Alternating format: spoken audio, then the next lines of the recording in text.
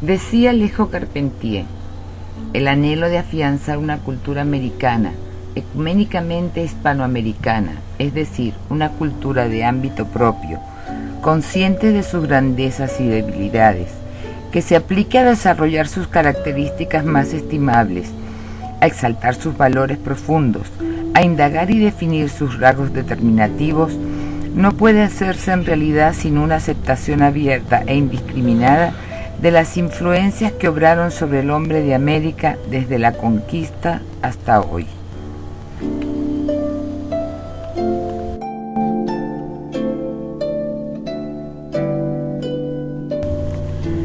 Al finalizar el proceso independentista, las luchas, las propuestas políticas y los ideales libertarios de Bolívar tomaron un rumbo diferente, como ya el propio Libertador lo había previsto con mucha amargura antes de su muerte.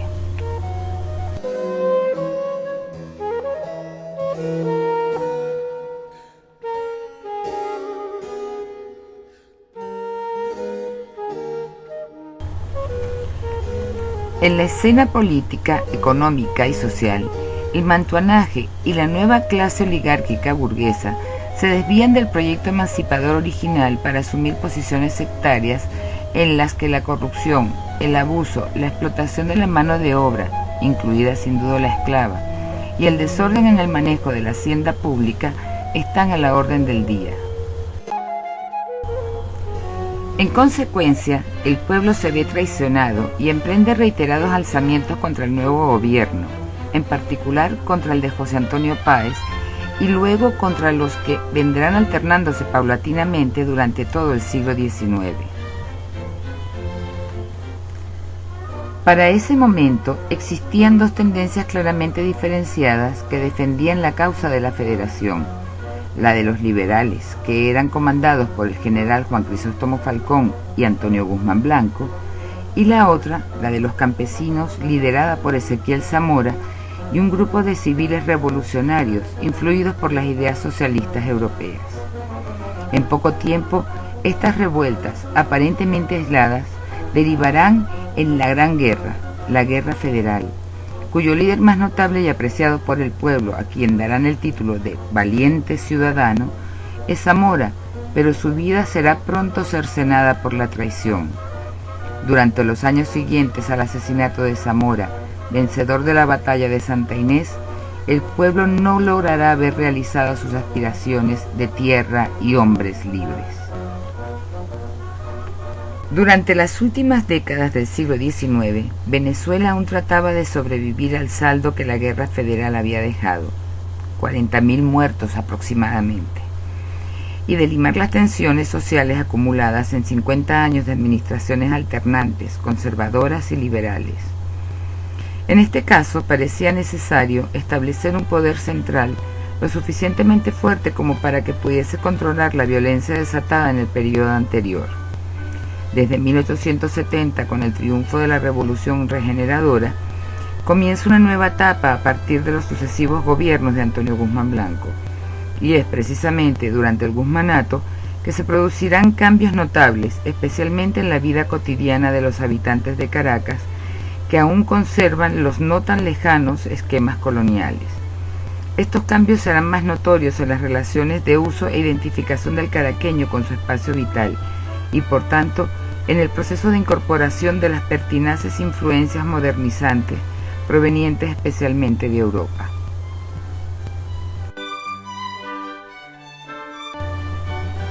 El principal propósito de las políticas de Guzmán Blanco iba dirigido a demostrar al país y al mundo el progreso al que él mismo habría de conducirlo.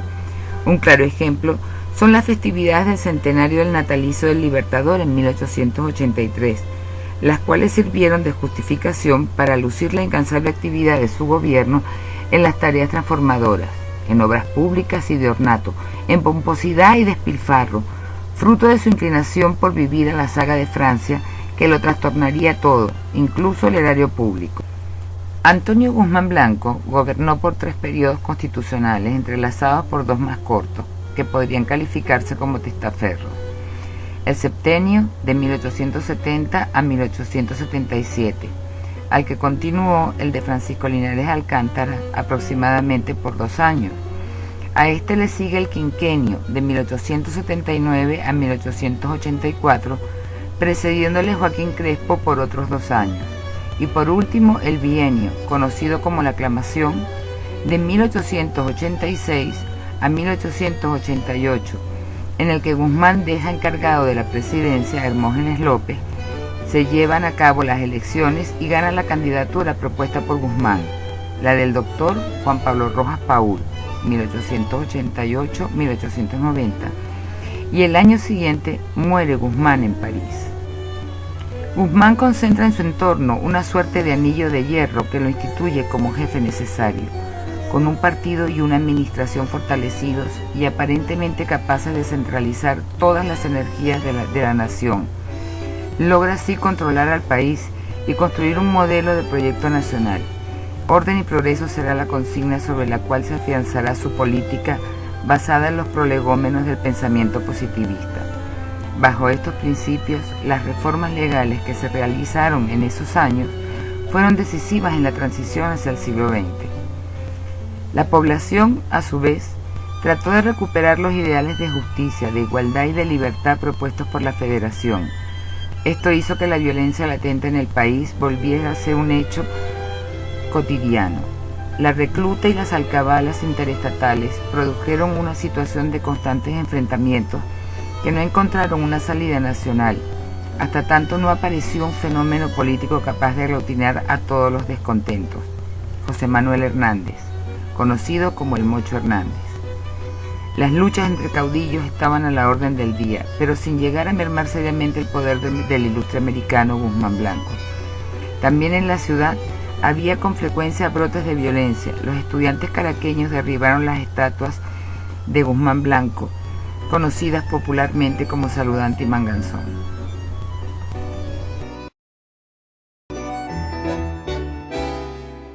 Caracas se había convertido en el faro desde donde el poder centralizado irradiaba su luz hacia el resto del país y, por supuesto, era el punto de concentración de los nacientes capitales de cuyos beneficios poco podían disfrutar las regiones del interior. Pero no solo era centro de poder, también lo era de las manifestaciones culturales académicas, y a ellas se dirigían desde todo el país artistas e intelectuales en espera de ser aceptados en los círculos selectos de la capital, desde donde se dictaban las pautas procedentes del resto del mundo.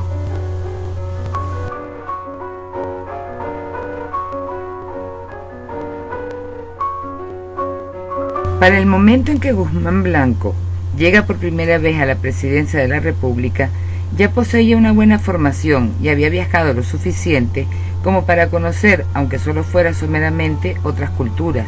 Sobre todo, conocía bastante bien el modo de vida francés, al cual le daba un gran valor, no solo por lo atractivo que pudiera resultarle el refinamiento y el bon vivre, sino también por la admiración que despertaba en él la organización de su sistema de gobierno, modelo que trataría de implantar en Venezuela.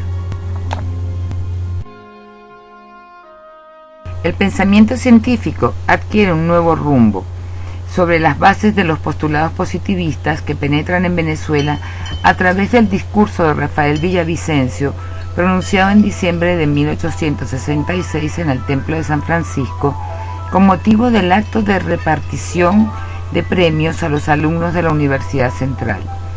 De aquí surgirá la primera generación de científicos positivistas cuyo ascendiente llegará hasta el gomecismo. Incluso en el campo de la medicina, venía de Francia todo aquello que se consideraba como lo más avanzado en la materia, y muchos de los galenos, verdaderos precursores de la medicina en Venezuela, cursaron estudios en París financiados por el propio gobierno. Este fenómeno dio lugar a lo que se ha llamado el renacimiento de la medicina venezolana, el cual se puso de manifiesto con la creación de las sociedades médicas, la aparición de nuevas publicaciones especializadas, la reforma y creación de algunas cátedras de enseñanza médica y fundamentalmente con la creación del Instituto Pasteur de Investigación, que abarcó de 1895 a 1902. Como resultado del descubrimiento del suero antidifterico en 1894 y la fama universal que había adquirido el Instituto Pasteur de París, creado en 1888.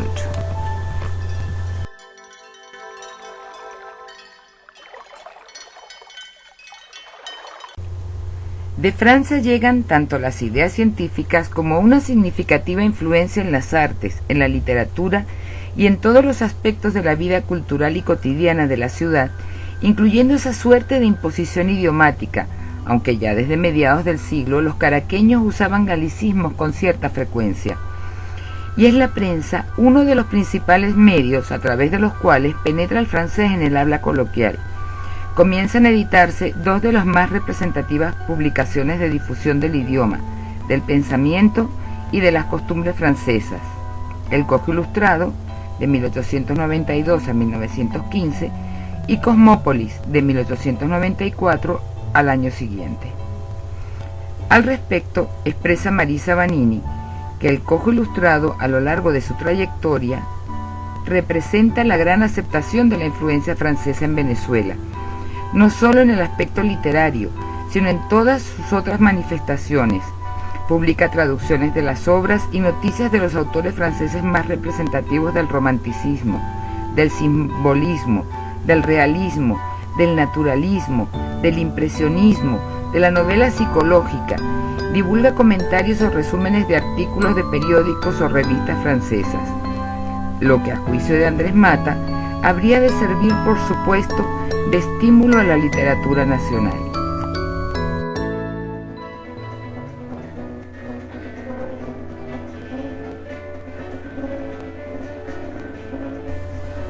Pero no todos comparten esa opinión. Miguel Tejera, desde una toma de conciencia nacionalista y una buena dosis de machismo, advierte los peligros que puede correr una joven con tales lecturas. Cito: sin embargo, hace algún tiempo que gracias al descuido de los jefes de la casa, se ha introducido entre nuestras mujeres un amor demasiado intenso a la lectura de cuentos y novelas. Esa literatura superficial y llena de veneno que se ha esparcido por el mundo como una plaga desastrosa, señal segura de decadencia universal en las letras, es causa de grandes males en nuestras sociedades, constituidas de muy diferente manera que las de Europa.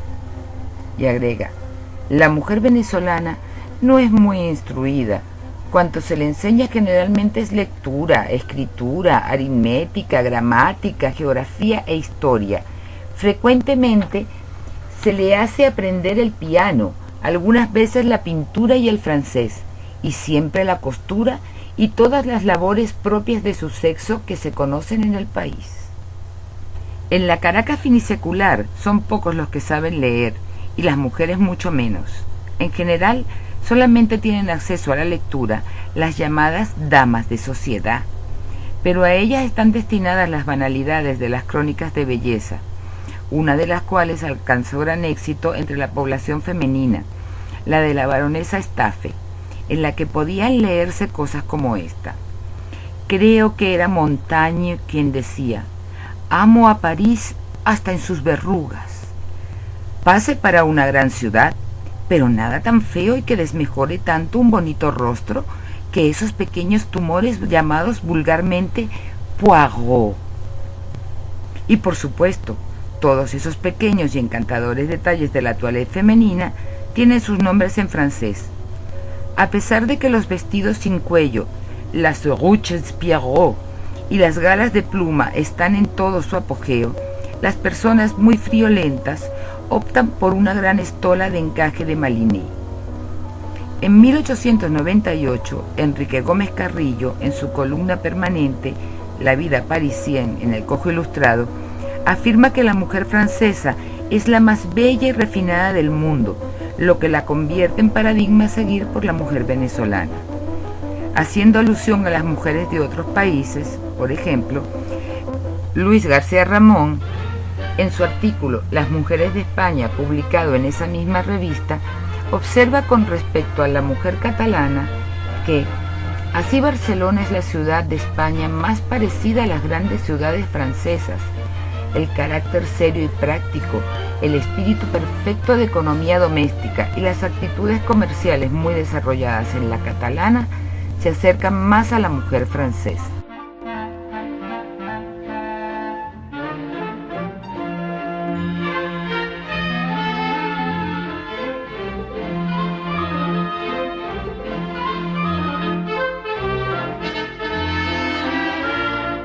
Durante todo el periodo, los ciudadanos de las clases media y alta estarán prácticamente obligados a redescubrir a Francia, para felicidad más de unos que de otros. Estos nuevos y exógenos referentes cotidianos encontrarán su asidero más firme en una sociedad que desea romper definitivamente con las tradiciones, especialmente la clase media. Asimismo, una de las características más significativas del sacrificio, que significa para la población caraqueña el tránsito a la vida urbana, se relaciona precisamente con la incorporación de nuevas necesidades a la vida cotidiana. Lo superfluo, y de ahí el consumismo, pasan a ser una necesidad social, en el atuendo, en las diversiones lícitas o no, y hasta en el uso del tiempo libre se agudiza la competencia por el estatus, que se convierte en un verdadero calvario.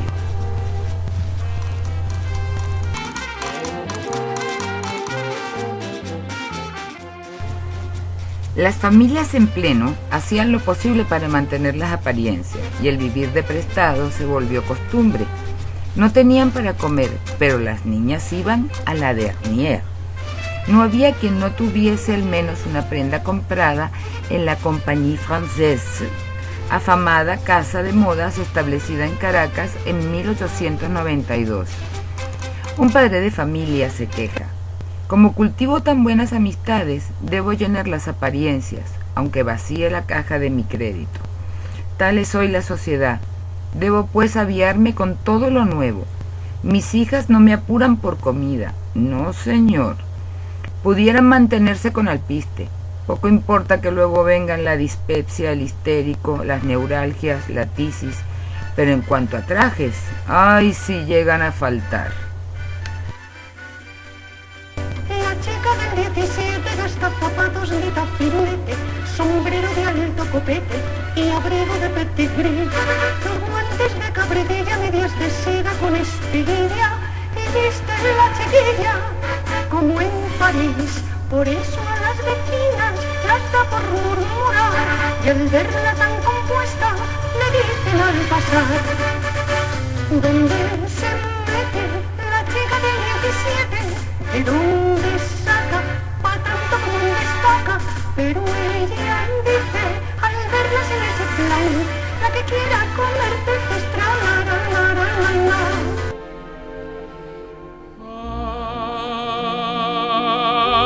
Ave María.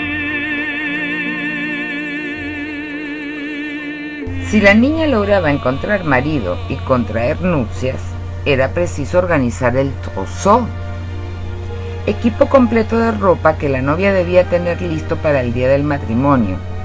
Este solía confeccionarse entre todas las mujeres de la familia, aunque ya desde los primeros años del siglo XX se puso de moda incluir en el ajuar muchos artículos prêt-à-porter. Y todo esto gracias al ilustre americano, quien con su afrancesamiento pretendía convertir a Caracas en un pequeño París. Para aquel entonces, la vida social y cultural de Caracas tendía a imitar a París. Había soirées, paseos en landau, descansos en el Café Cantant. Hasta el final del siglo XIX no se había instituido la costumbre de comer fuera de la casa.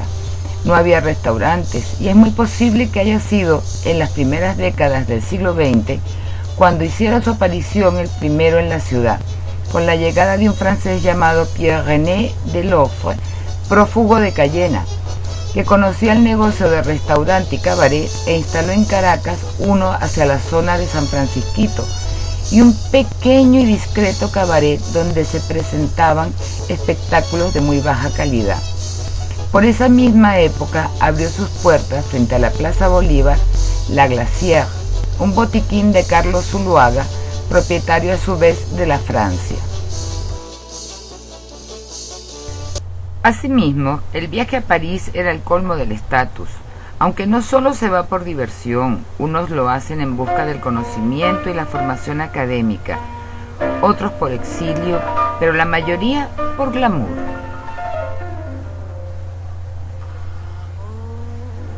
La noche de París nos hace suspirar. Amor, amor, cena gris, el bote mecerá. Simultáneamente, el teatro, la ópera, los conciertos, la zarzuela se volvieron espectáculos de acceso restringido a un sector social muy exclusivo que se mostraba particularmente exigente y admirador de la creación francesa, conducta que Teodosio Adolfo Blanco critica en su expresión y en sus gustos. Nuestro teatro, aunque hace esfuerzos por abrirse, tiene que volverse a cerrar, como muy bien lo dijo un colega nuestro, por indisposición del público. Pero, ¿cómo es posible que haya concurrencia si el espectáculo no es la ópera cómic, ni el vaudeville, ni siquiera les concerts, el cancan o cosas semejantes?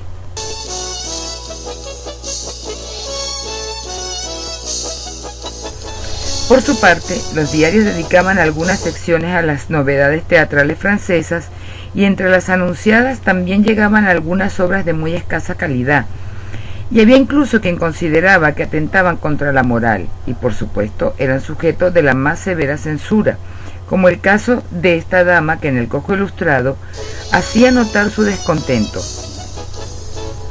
Hace poco quise llevar al teatro a mi sobrina, soltera, y me encontré con que todas las obras más en boga, Amants, Demi-Vierge, Vivants, Le Carnet du Diable, París, Fin de Sexe, etcétera, etcétera, constituían un verdadero ultraje para una muchacha decente. Lo que no se contradice con la opinión al respecto de Enrique Gómez Carrillo cuando dice que París no es en el fondo sino un emporio para la exportación de cantatrices ligeras y bailarinas más ligeras aún. A pesar de que la ópera no es un género de origen francés sino italiano, y la zarzuela es española, y aunque ambos gozaron de buena acogida entre la sociedad caraqueña, estas manifestaciones llegaban a través de Francia, siempre y cuando ésta les hubiera puesto su sello de calidad.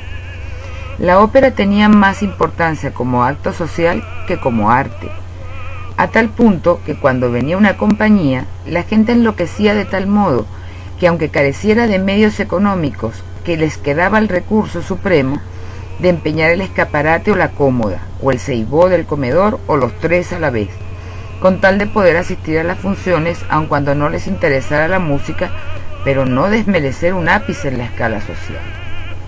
Sin embargo, el público caraqueño, tal vez por costumbre, se fue haciendo más crítico, como para rechazar, por su mala calidad, a la compañía de ópera que la propia Teresa Carreño trajo a Caracas por encargo de Guzmán en 1887.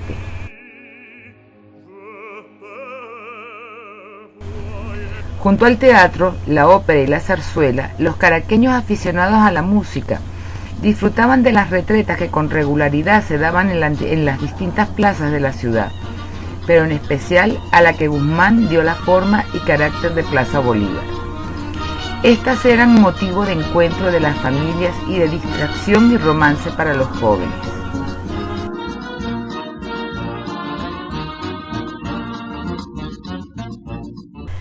La Plaza Bolívar entra también en el programa del domingo, la que a pesar de sus grandes dimensiones se niega a veces a contener las oleadas de gente que la invaden en confusa tropelía. Entonces, aquello no parece una plaza pública, sino un regio salón de baile al que han ido a disfrutar de los deleites de la danza y de las rapideces del valse millares de parejas listas a echar reparos a la espalda con las primeras variaciones de la orquesta.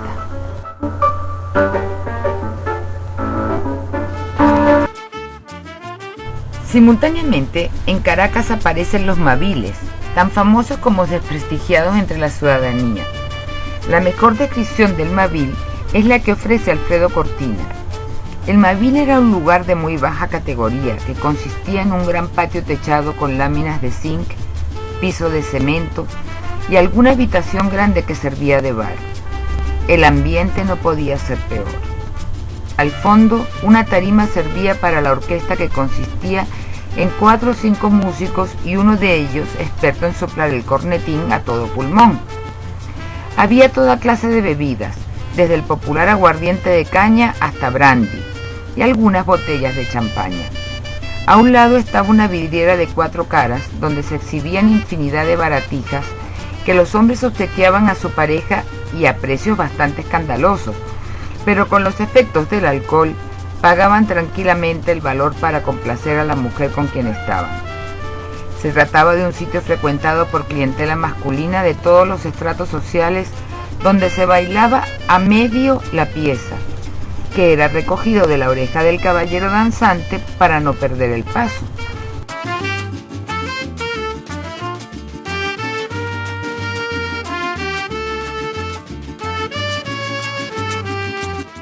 Evidentemente, se hizo usual el empleo de términos en francés de los que por lo general se desconocía su significado. García de la Concha hace la siguiente reflexión al respecto. ¿De cuándo se empezó a usar en nuestro idioma castellano el merci para dar las gracias? No lo sé. Pero lo cierto es que teniendo Caracas una extensa colonia alemana, gran comercio, 2 colegios importantes y un ferrocarril, nunca se conociera en el habla popular una palabra alemana, y en cambio abundan las francesas. Que el tocador lo llamaran toilette o boudoir, que al señor se le llamara el monsieur o monsieur, y dar las gracias, nadie, pero nadie decía otra cosa que merci. Muchos otros vocablos se integraron rápidamente al habla coloquial, como las palabras petimetre y patiquín. La figura del patiquín aparece entre los jóvenes de clase media como sinónimo de cumaco, un guapo de barrio, cuyo origen procede de los barrios o parroquias populares como San Juan y La Pastora.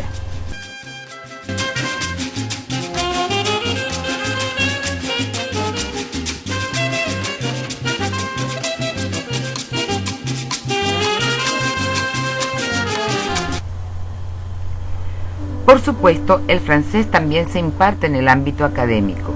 La sistematización de la enseñanza del idioma surge con el romanticismo mucho antes del guzmanato, y ya en ese periodo se editaban obras didácticas. En 1892, la Alianza Francesa ofrecía profesores de francés. Uno de sus anuncios decía: de ahora en adelante sabrá el público que es posible encontrar entre nosotros profesores de francés que ofrecen las más serias garantías de moralidad y saber. El énfasis hecho en el concepto de moralidad no es fortuito, puesto que al parecer muchos de quienes ejercían como profesores de francés no lo eran. Esto hace suponer que el oficio estaba muy desprestigiado.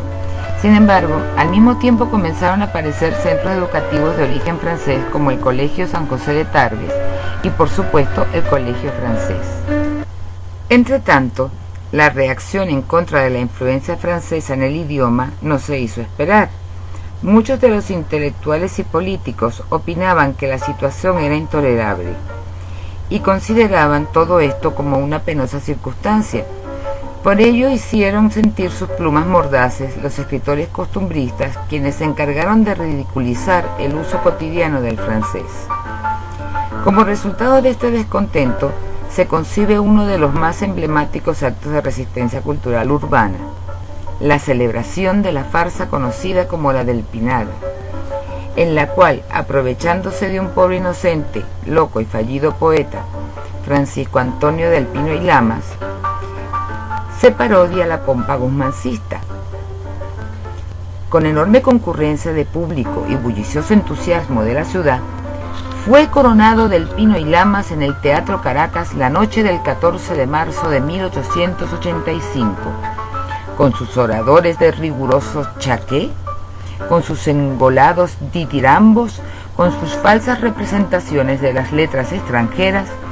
Fue una sangrienta parodia que las solemnidades a que la ciudad está acostumbrada a ver centralizadas en la figura de Guzmán Blanco.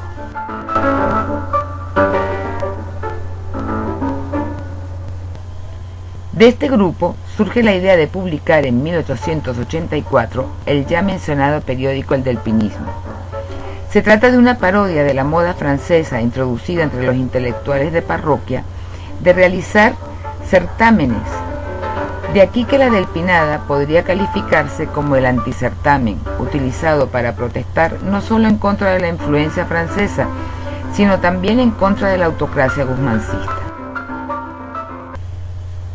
Pero evidentemente las manifestaciones francesas vanguardistas están presentes en la literatura, tanto en los usos lingüísticos como en los aspectos formales, en el paisaje, en los personajes, en la temática, en las concepciones estéticas y en el concepto sociológico de la narrativa criolla. Una de las obras más representativas de esta tendencia es Peonía, de Manuel Vicente Romero García, una novela en la que el autor pone de manifiesto una búsqueda que le permita identificarse con el motivo de creación literaria. Esta identificación solo podría lograrse a partir del conocimiento que el creador tenga de sí mismo y de su realidad.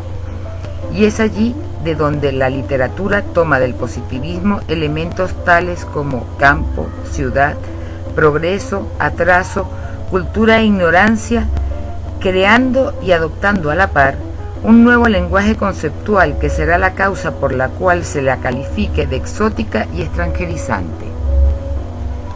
Los costumbristas se inspiran en autores españoles como mesoneros romanos en sus escenas matritenses y escenas andaluzas, o en la obra de Mariano José de Larra con su temática antiextranjera y descriptiva de la picaresca nacional en su cotidianidad. Picón Sala resalta la importancia del costumbrismo como género literario. Después de la Guerra Federal, el cuadro de costumbres se convierte en insustituible documento de historia social.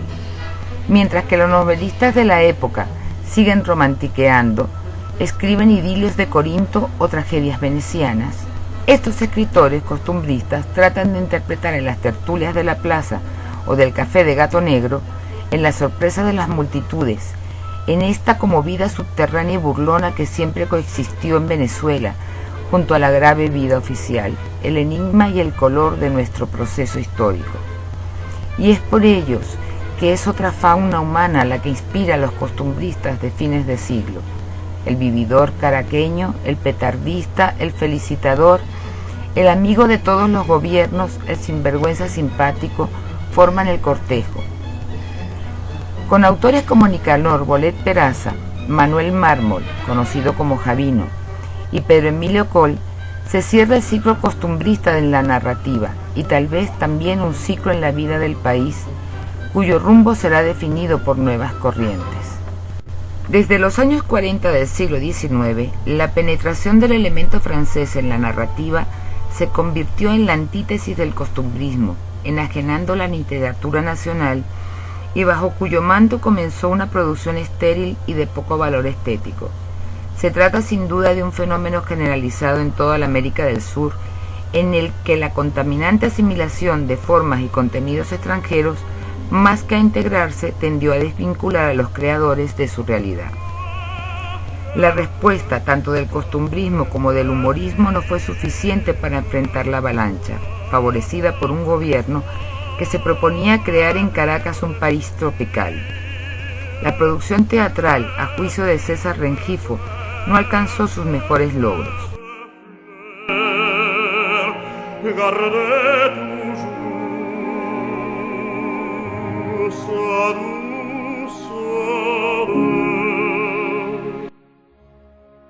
Los intentos de los parnasianos solo dieron una mistificación sin alcanzar nada fecundo. Más tarde surgieron otras tentativas, todas de buena voluntad y cariño, pero sin bases sólidas ni proyección. También el género denominado criollismo tuvo su expresión escénica, pero chabacana y sin orientación justa, se apartó de los senderos del verdadero teatro para caer en los del espectáculo frívolo de baja calidad. La vinculación profunda con el pueblo estaba rota.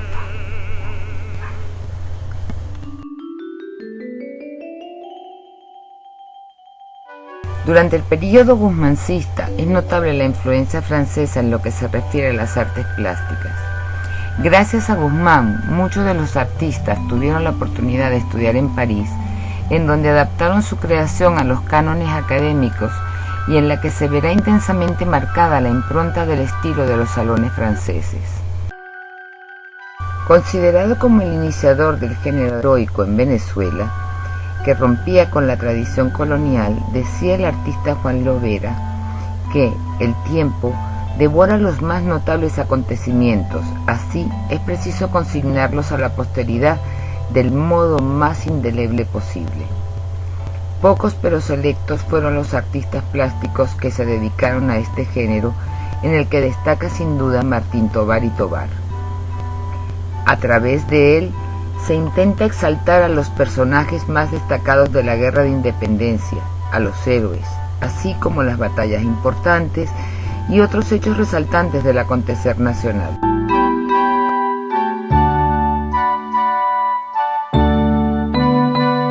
Se trata evidentemente de un género con una concepción y una temática impuestas.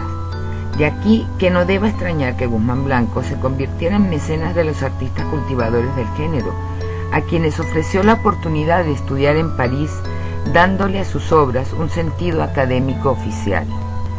Martín Tovar y Tovar, 1827-1902, realizó sus estudios en España y Francia, donde adquirió gran influencia de los pintores neoclásicos franceses.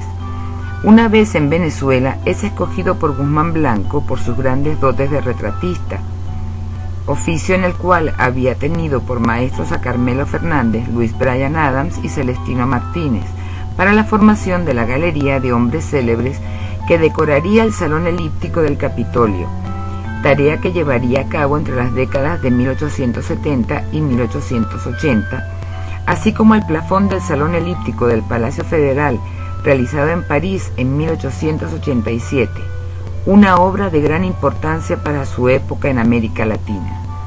Su estilo se considera una mezcla del neoclasicismo con el romanticismo. Entre sus obras figuran las batallas de Carabobo, Junín, Boyacá y Ayacucho, así como también los retratos de Anita Tovar de Zuluaga y Josefina Gil de Zamora, y por supuesto la firma del Acta de la Independencia. A su lado y como colaborador, trabajó con su alumno Antonio Herrera Toro, 1857-1914, para la elaboración de los apuntes del campo de Carabobo, obra que también fue realizada en París. Es de hacer notar que la batalla de Ayacucho fue pintada por Herrera Toro, según el boceto de Tovar. Herrera Toro, además de pintor, era grabador, periodista, recuérdese que fue fundador del Granuja y colaborador del Cojo Ilustrado, así como docente. Dedicó su esfuerzo a diversos temas, desde aspectos de la vida hogareña hasta motivos religiosos, pasando por el retrato, las escenas de tipo heroico, llegando a ser el pintor oficial de Cipriano Castro. Se ha dicho que su obra es bastante convencional y sin aportes, siendo tal vez lo más logrado los retratos de su hermana Concepción Herrera Toro, el del escritor Eduardo Blanco, el de Arístides Rojas y sus dos autorretratos. Sin embargo, puede decirse que Antonio Herrera Toro logró dominar magistralmente el retratismo, al que imprimió gran vigor y libertad, convirtiéndose en uno de los más importantes guías de la joven generación de pintores de la época, especialmente del que luego habría de denominarse el Círculo de Bellas Artes, y muy en particular de Tito Salas. En cuanto al tratamiento de temas costumbristas y vistas de ciudades del interior y de la capital, cabe señalar que muchas de ellas se dieron a conocer cuando, junto a su hermano Nicanor, editó la revista El Oasis en su Barcelona natal, y luego, cuando en Caracas editó otra revista, el Museo Venezolano. Otro de los favorecidos por Guzmán Blanco, que alcanzaría renombre mundial, es Arturo Michelena, 1863-1898, quien participó junto a Martín Tovar y Tovar, Cristóbal Rojas, 1857-1890, y Antonio Herrera Toro, en las festividades con que se celebra el centenario del natalicio del Libertador en 1883, exponiendo dos de sus obras. Una de ellas representa la entrega de la bandera al batallón, y la otra, una alegoría a la República.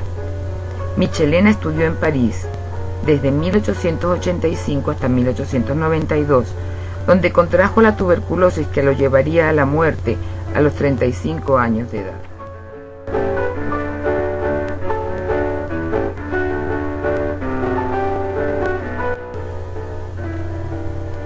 Allí había obtenido importantes premios, llegando incluso a la categoría de fuera de concurso, máxima calificación otorgada a pintor alguno, lo que hizo que sus obras fueran aceptadas en el Salón de los Artistas Franceses sin ser sometidas a jurado. Miranda en la Carraca, Carlota Corday y La Vara Rota son magníficos testimonios de su talento pictórico, aun cuando parte de su obra está incluida en el género al que vengo refiriéndome. Michelena incursionó en temas como la caricatura, la figura humana, la pintura intimista y las escenas mitológicas.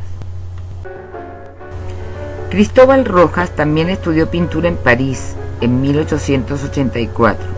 A pesar de sus escasos recursos económicos, logró conseguir financiamiento del gobierno guzmancista para costear sus estudios, al ganar el segundo premio del salón realizado con motivo de la celebración del 83, con la obra titulada La muerte de Girardot en Bárbula.